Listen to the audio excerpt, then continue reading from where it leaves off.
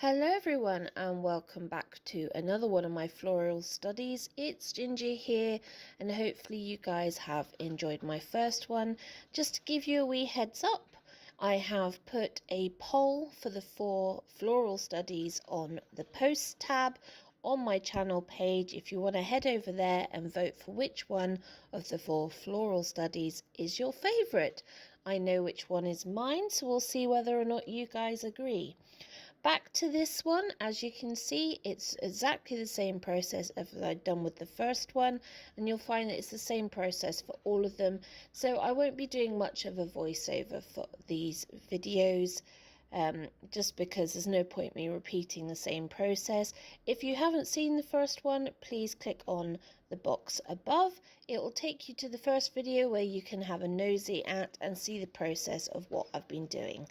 Otherwise, grab a cuppa, sit back and just chill out to this beautiful music that's going to be playing and just enjoy yourselves and follow along if you want to, and let me know what you've been up to and show me what you've been doing. Ta-ta for now.